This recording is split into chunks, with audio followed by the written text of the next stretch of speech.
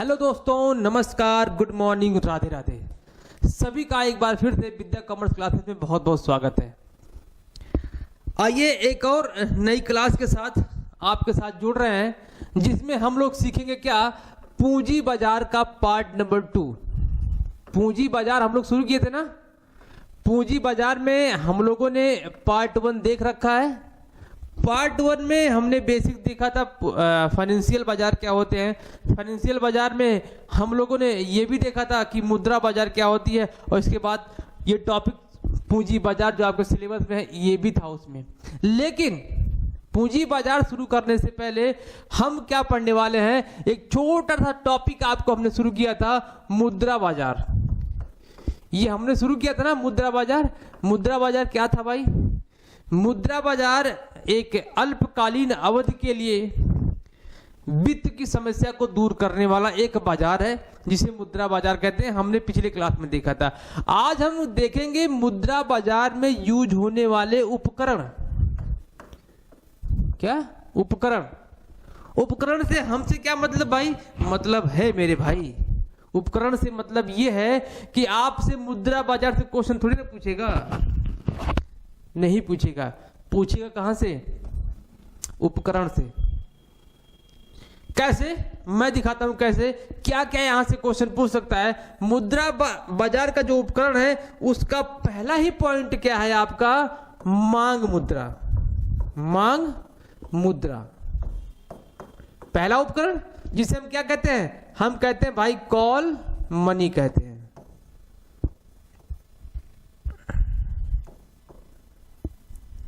Call money कहते हैं। दूसरा क्या भाई? दूसरा आपका है खजाना बिल। कौन सा बिल? खजाना बिल। नाम से ये चले, बहुत सारे खजाने मिलने वाले हैं। जी बिल्कुल, खजाना ही मिलेगा। इसको क्या बोलते हैं? ट्रेजरी बोलते हैं। ट्रेजरी बिल बोला जाता है। दूसरा हम तीसरा क्या सीखने वाले भाई? तीसरा आ जाओ। तीसरा आपका होने वाला है वाणिज्यिक पत्र। वाणिज्यिक पत्र हम सीखने वाले हैं, जिसे हम क्या बोलते हैं? कॉमर्शियल पेपर बोलते हैं।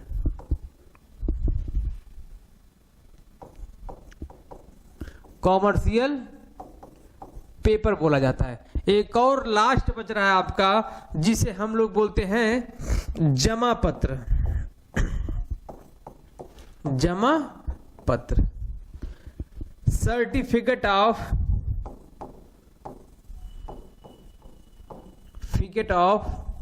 क्या? डिपॉजिट। ये है आपका आज का टॉपिक। कौन सा टॉपिक? ये आज का टॉपिक होने वाला है, जो ही बड़ा ही जबरदस्त और इंटरेस्टिंग टॉपिक है। आपको ये सब सीखने में भी मजा आएगा और आपके पेपर के लिए इंपॉर्टेंट है भी। तो चलिए शुरू करते हैं। क्या है आज का टॉपिक ये, और इसमें से पहला पॉइंट शुरू करेंगे मांग मुद्रा। क्या शुरू करेंगे? मांग मुद्रा। मांग मुद्रा क्या होता है मेरे भाई? मांग मुद्रा वह एक मुद्रा होती है जो किसी एक बैंक के द्वारा दूसरे बैंक को सहायता प्रदान करने के लिए अति अल्प अवधि के लिए इसको दिया जाता है। अति अल्प अवधि यूज मैंने क्यों किया भाई? मैंने इसलिए यूज किया क्योंकि इसकी जो अवधि होती है, इसका पीरियड होता है, वो केवल और केवल 1 दिन का होता है। तो हुआ ना अति अवधि। इसका टाइमिंग केवल 1 दिन का होता है। मैं 2 बार रिपीट कर चुका हूं। क्यों? क्योंकि ये इंपॉर्टेंट है। इसका टाइमिंग ही आपसे पेपर में पूछा जाता है कि भाई जो मांग मुद्रा होता है, मांग मुद्रा कितने समय के लिए इसको जारी किया जा सकता है? तो कितना है? 1 दिन। और 1 दिन में देखो, 1 दिन में क्या है आपको ये भी देखना है। 1 दिन में संडे के दिन को निकाल दिया जाता है, और कोई छुट्टी है तो उसको भी यहां से निकाल दिया है। सपोज आपने या किसी बैंक ने शनिवार को क्या मांग मुद्रा को जारी किया, उस मांग मुद्रा को शनिवार को जारी करने के बाद क्या वो संडे को लेगा? नहीं। अब उसका ड्यू डेट कब आएगा? मंडे को। सपोज मंडे को भी क्या हो जाता है, कोई छुट्टी हो जाती है, आकस्मिक छुट्टी हो जाती है, तो मंडे को भी उसका ड्यू डेट नहीं आएगा। तो उसका क्या आएगा, ट्यूसडे को आएगा। मतलब कह सकते हैं कि संडे और छुट्टी के दिन को निकाल देंगे तो ये अपवाद में है, लेकिन इसका जो ड्यू डेट होता है और पीरियड होता है कितने दिन के लिए होता है, एक दिन के लिए होता है। पहली बात समझ में आई।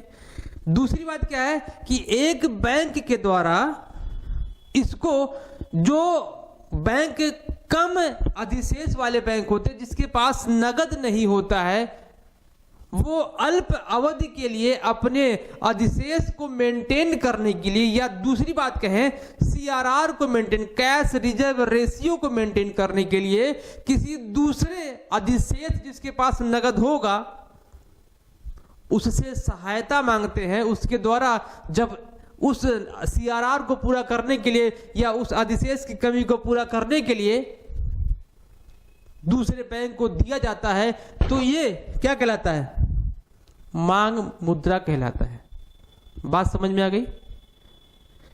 एक बात और, अब इस मांग मुद्रा को एक नाम से और जाना, अंतः बैंक मुद्रा के नाम से भी जाना जाता है। क्यों, ऐसा क्यों? क्योंकि इसका प्रयोग अधिकतर बैंकों के द्वारा ही किया जाता है। नहीं, ऐसा भी नहीं कि केवल बैंक, उसमें शब्द यूज हुआ है अधिकतर, ऐसा नहीं है कि केवल बैंक, नहीं, इसका यूज अदर संगठन, बीमा कंपनियां, या जो फंड देने वाले, कोष फंड देने वाली कोई कंपनियां होगी वो भी इसका यूज करती हैं। तो अधिकतर, लेकिन मोर देन केसेस में इसका यूज कौन करता है भाई, बैंक के द्वारा ही किया जाता है। इसलिए इसका नाम अंतः बैंक मुद्रा भी रखा गया है। और एक बात देखते हैं, सर आपने ये नहीं बताया कि सर जो मुद्रा आप मांग मुद्रा कह रहे हैं उस पर ब्याज भी लगता है। जी बता देना भाई, मांग मुद्रा पर ब्याज लगता है, लेकिन उसको ब्याज नहीं बोला जाता है। क्या बोला जाता है? उसको मांग दर बोला जाता है। यह मांग दर ना भाई, यह मांग दर बड़ा ही चंचल होता है और बड़ा ही अस्थिर होता है। ये अपना रूप कब बदल दे इसका कुछ पता नहीं है। रूप का मतलब इसका रेट कब चेंज हो जाए इसको खुद पता नहीं होता कि मैं अपना रूप कब बदलूंगा। तो इसका रेट क्या होता है, मांग दर का रेट बड़ा ही अस्थिर होता है और इसका नेचर एकदम चंचल होता है। मांग दर समझ में आए। और देखिएगा, जो मांग मुद्रा का मांग दर होता है वो अदर प्रतिभूतियों यानी अदर सिक्योरिटीज जो होते हैं उसका अगर कंपेयर करेंगे तो दोनों में क्या होता है, विपरीत संबंध होता है। विपरीत संबंध का मतलब जब जब मांग दर बढ़ेगा ना भाई, तब तब अदर प्रतिभूतियों का डिमांड क्या होगा, कम होगा। इसका क्या क्या, जब जब इसका रेट बढ़ेगा उसका घटेगा, जब जब इसका घटेगा और दूसरे वाले प्रतिभूति का बढ़ेगा। ऐसे है इसका विपरीत संबंध। और क्या है, दो चीज नोट की ना, ये क्या है, बैंकों के द्वारा इशू किया जाता है। दूसरा, टाइमिंग इसका केवल और केवल एक दिन का होता है और मांग मुद्रा में इससे ज्यादा कुछ नहीं है। लिख ले, आओ लिखते हैं। इसके बाद हम चलेंगे ट्रेजरी बिल पर।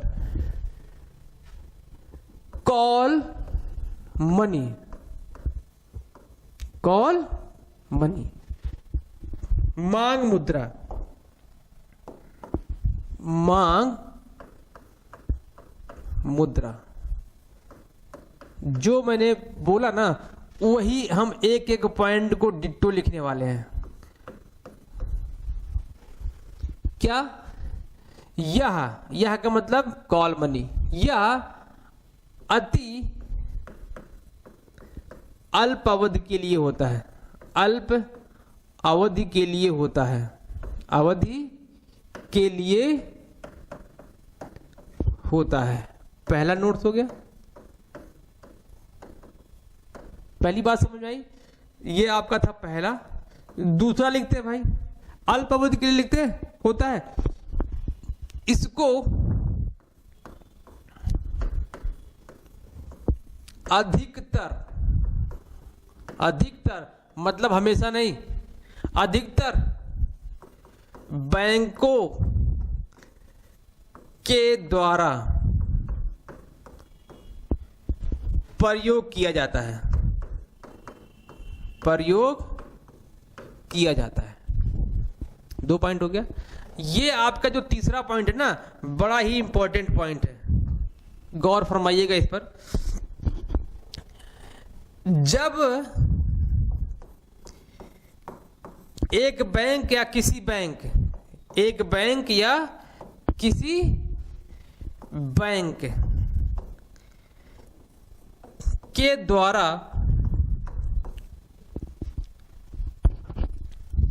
अधिशेष की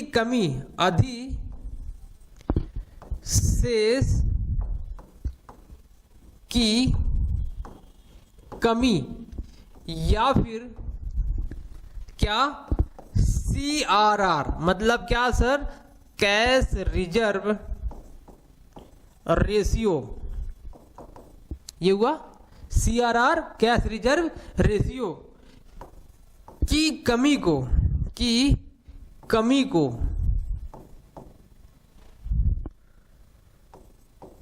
दूर करने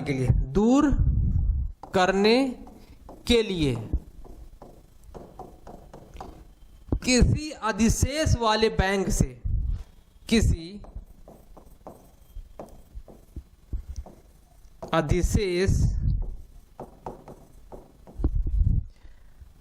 जिसके पास अधिशेष क्या हो, अधिशेष वाले बैंक से उधार लिया जाता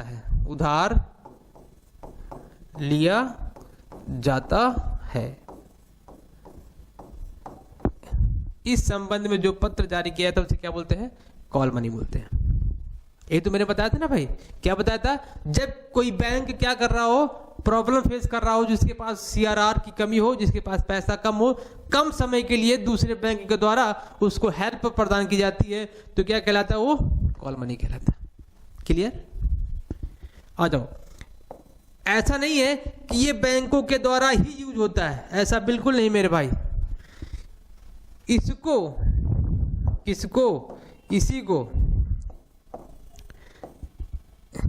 देखो, लिख रहे हैं इसको, यानी इसका प्रयोग अन्य संगठन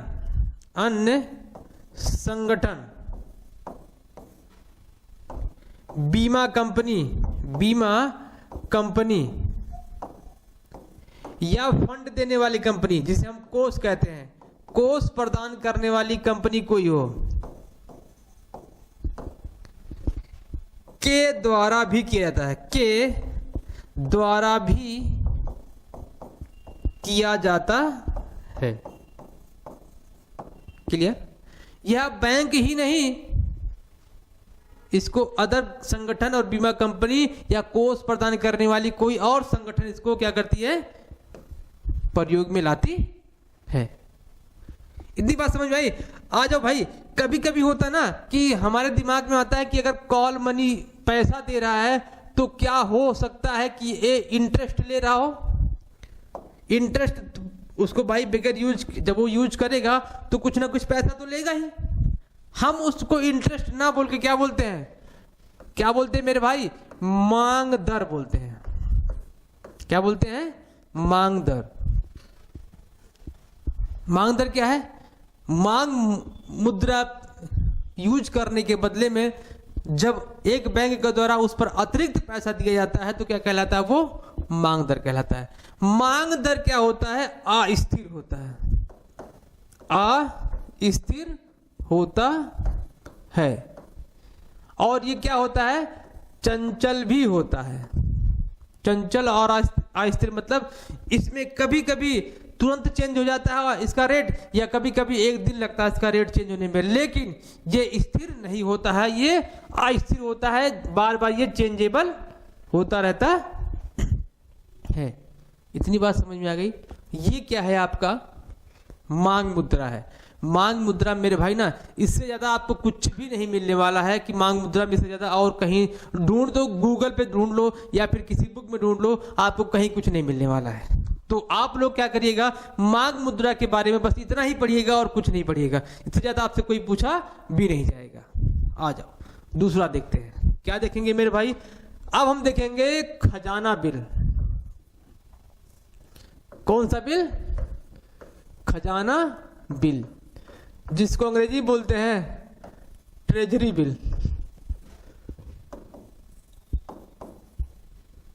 ट्रेजरी बिल क्या होता है? ट्रेजरी बिल वह बिल होता है जो आरबीआई के द्वारा इशू किया जाता है। पहला पॉइंट, आरबीआई के द्वारा इसको इशू किया जाता है। किसके लिए? केंद्र सरकार के जो वित्त की समस्या होती है अल्प अवधि के लिए, उसको दूर करने के लिए। इसमें भी अल्पावधि आ गई। हाँ बिल्कुल भाई, ये भी क्या होता है, हम क्या पढ़ रहे हैं, हम मनी मार्केट पढ़ रहे हैं ना। मनी मार्केट का मतलब ही क्या है कि अल्पावधि के लिए वो मुद्रा प्रोवाइड करवाती है। तो ये क्या करेगी, अल्पावधि के लिए मुद्रा प्रोवाइड करवाएगा। क्या? Treasury bill.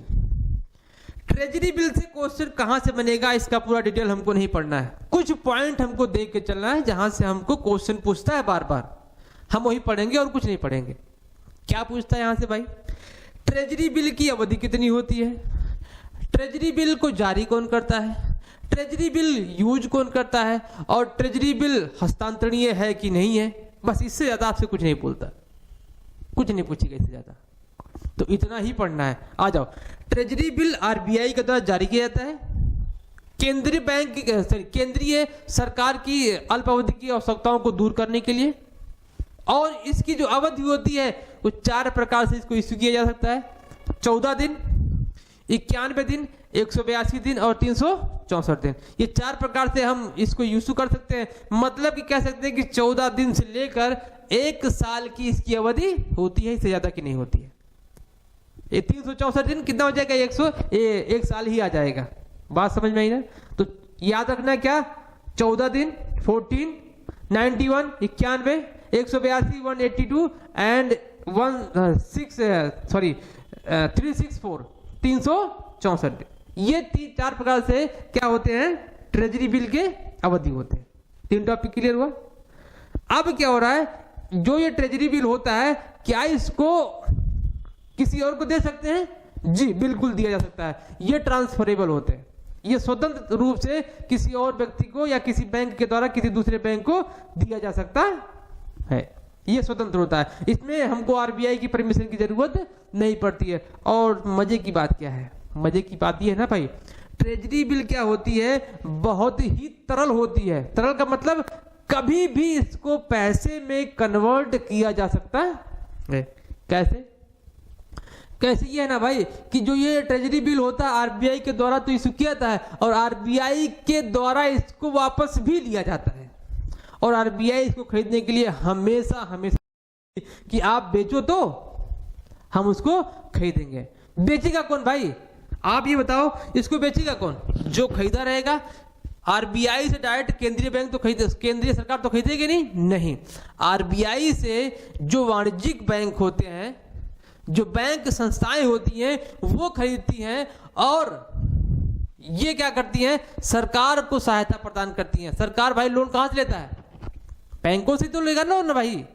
तो सरकार के अल्प अवधि की आवश्यकताओं को पूरा करने के लिए ये बैंक ही हमेशा खड़ी होती है, और बैंक जब चाहे इसको बेच के क्या कर सकती है, पैसे में इसको कन्वर्ट कर सकती है। इसलिए इसे बोला जाता है कि यह अति तरल बिल माना जाता है। क्यों? क्योंकि आरबीआई इसको खरीदने के लिए हमेशा तत्पर रहती है। ट्रेजरी बिल में इससे ज्यादा कुछ भी नहीं है। बात समझ में आई? आ जाओ, शॉर्ट में इसको नोट डाउन करते हैं। पहला, इसको जारी कौन कर सकता है? आरबीआई जारी करता है। आरबीआई क्या करता है? जारी करता है। पहला पॉइंट। दूसरा पॉइंट, अवधि कितनी होती है? बहुत ज्यादा हम डिटेल में नहीं लिखेंगे। अवधि कितनी होती है? 14, 91, 182 एंड 364। इसको ऐसे भी कर सकते हैं कि 14 दिन से लेकर 1 वर्ष तक। कहां तक? 1 वर्ष तक इसका हम प्रयोग कर सकते हैं। बात समझ में आ गई? 1 मिनट भाई।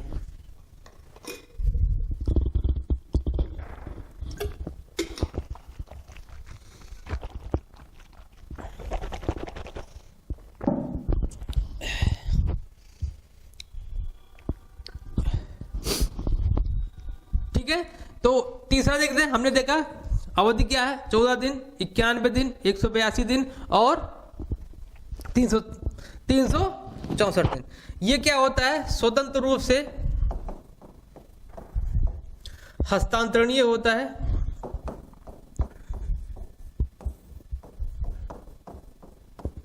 और चौथा देख लेते हैं कि ये क्या होता है? बहुत ही तरल होता है। ये क्या होता है? अति तरल होता है। अति तरल होता है। क्यों?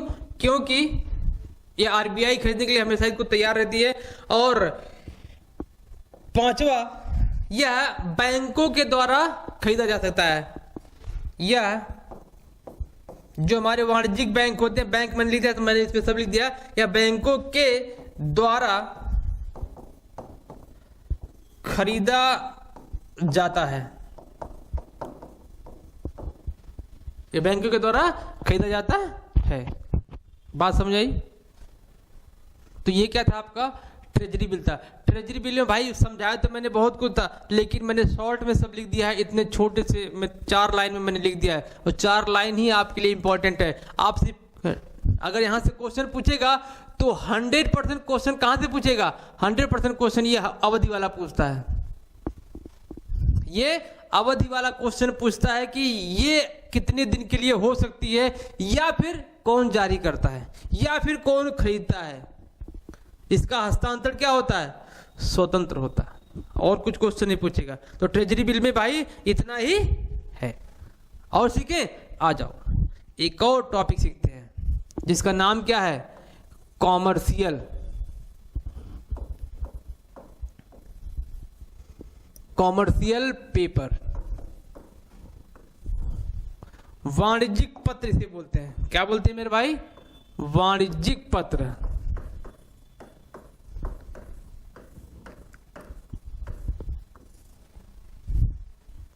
वाणिज्यिक पत्र क्या होता है? वाणिज्यिक पत्र मेरे भाई वह पत्र होता है जो किसी एक प्रतिष्ठित, जिसका गुडविल क्या हो, बहुत ही जबरदस्त हो, वो इस पेपर को जारी करती है। क्या करती है? वह इस पेपर को जारी करती है। पहला पॉइंट इसमें क्या हो गया कि यह किसके द्वारा जारी किया जाता है? यह जारी किया जाता है एक विख्यात कंपनी जिसका गुडविल क्या हो, बहुत ही अच्छा हो, वह इसको जारी करती है। कितने दिन के लिए भाई? कितने दिन के लिए? कुल मिला जुला के 1 वर्ष की अवधि इसकी भी होती है। तो 1 वर्ष से ज्यादा ये भी जारी नहीं कर सकता। लेकिन मिनिमम अवधि क्या है? मिनिमम अवधि है ना कि 3 मंथ से लेकर कहां तक? 1 वर्ष तक। इसका भी अवधि क्या हो गया? 3 मंथ से लेकर 1 अवधि। 2 क्वेश्चन तैयार हुआ। जारी कौन करता है? भाई जारी वही करता है जो प्रतिष्ठित कंपनी होती है। कितने दिन के लिए? 3 मंथ से लेकर 1 वर्ष के लिए। बात समझ आई? और इसमें कुछ भी नहीं भाई। और देख लो क्या क्या कुछ भी नहीं है क्या इसको नहीं, अब कुछ नहीं है इसमें। हाँ, एक पॉइंट इसमें और बन सकता है, दूसरा पॉइंट इसमें बन सकता है। यह पत्र क्या होता है? गैर जमानती होता है। गैर जमानती होता है। वाणिज्यिक पत्र 3 महीने से लेकर 1 वर्ष के लिए कौन जारी करता है? प्रतिष्ठित कंपनियां जो होंगी। कौन सी? प्रतिष्ठित कंपनियों के द्वारा जारी किया जाता है ये पॉइंट। और क्या होता है? ये गैर जमानती होता है। कितने दिन के लिए? 3 महीने से लेकर 1 वर्ष के लिए इसको इशू किया जाता है। और कुछ भी नहीं है कमर्शियल पेपर में, और कुछ भी नहीं है। तो इसको बहुत ज्यादा डिटेल में पढ़ने की जरूरत नहीं है। क्या हुआ? वाणिज्यिक पेपर खत्म हुआ, ट्रेजरी बिल खत्म हुआ, और क्या खत्म हुआ आपका? मांग मुद्रा खत्म हुआ, कॉल मनी खत्म हुआ। एक और बच रहा है, उसको भी सीख के क्या करते हैं हम? खत्म करते हैं। क्या है? सर्टिफिकेट ऑफ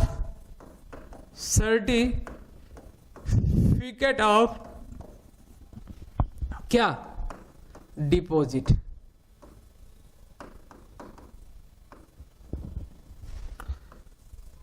आपको नाम से नहीं पता चल रहा क्या? जमा पत्र किसका? प्रमाण पत्र, जिसे कहते हैं प्रमाण।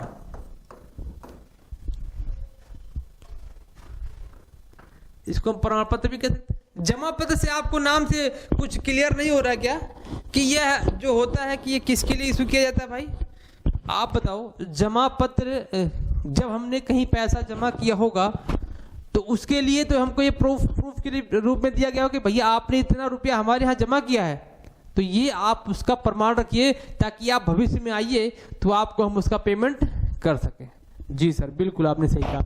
जी भाई, मैंने बिल्कुल सही कहा है कि जब एक बैंक के द्वारा या एक व्यक्ति के द्वारा या फिर एक कंपनी के द्वारा किसी बैंक के पास एक फिक्स डिपॉजिट किया जाता है तो उस बैंक के द्वारा उस फिक्स डिपॉजिट के बदले में जो प्रमाण पत्र इशू किया जाता है ना मेरे भाई, वही क्या होता है?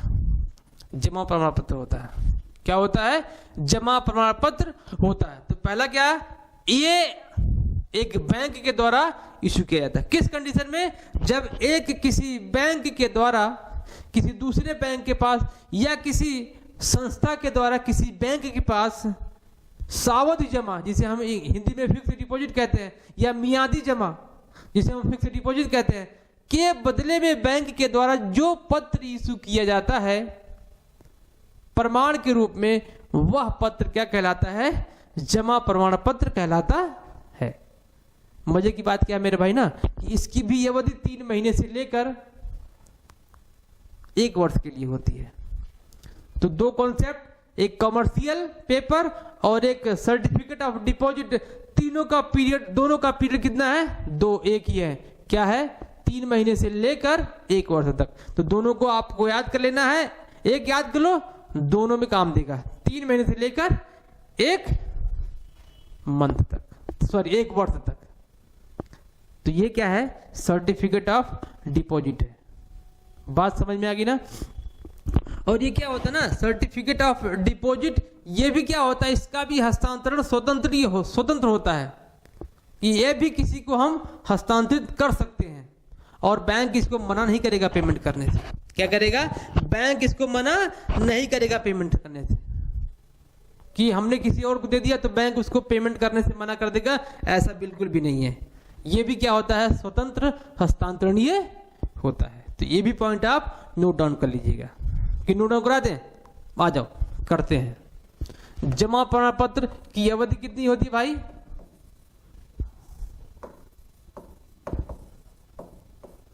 अवधि 3 मंथ से लेकर कहां तक? 1 ईयर तक। पहला कंसेप्ट, ठीक है। दूसरा आ जाओ, इसको जारी कौन करता है? जारी भैया किसके द्वारा किया जाता है? बैंक के द्वारा किया जाता है। क्लियर? तीसरा कंसेप्ट, इसका भी हस्तांतरण क्या होता है? स्वतंत्र होता है, हस्तांतरण होता है।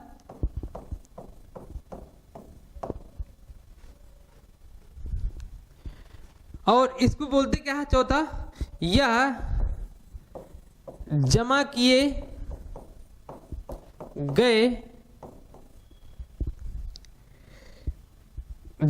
गए धनराशि का प्रमाण पत्र होता है। प्रमाण पत्र होता है। और जो जमा किया गया धनराशि ना, वो क्या होता है मेरे भाई? फिक्स डिपॉजिट होगा, उसी का है ये फिक्स डिपॉजिट के लिए। नहीं तो पता लगे आप लोग दूसरा कुछ समझ लो। नहीं, फिक्स डिपॉजिट के लिए यहां से बन सकता है क्वेश्चन कि जो सर्टिफिकेट ऑफ डिपॉजिट होता है वो किस पर मिलता है? कौन से खाते पर मिलता है? तो जमा खाते पर मिलता है। जो सावधि फिक्स होता है उस पे मिलता है, जमा पे नहीं। जो फिक्स होता है उस पे मिलता है, मतलब कि लॉन्ग टर्म के लिए जमा किया गया होगा, फिक्स कर दिया भाई ये जमा हो गया इतने समय के लिए, तो वो क्या होता है? इसके लिए इशू किया जाता है। 4 टॉपिक हम लोगों ने सीखा। पहला टॉपिक कॉल मनी, दूसरा ट्रेजरी बिल, तीसरा कॉमर्शियल पेपर, चौथा सर्टिफिकेट ऑफ डिपॉजिट। इससे ज्यादा आपके उपकरण में और कुछ नहीं है, और उपकरण में इससे अधिक आपको कुछ मिलने वाला नहीं है। तो पढ़ते रहिए, मुस्कुराते रहिए और कमेंट बॉक्स में राधे राधे जरूर लिखते रहिएगा। मिलते हैं आपसे अगली क्लास में, तब तक के लिए जय हिंद।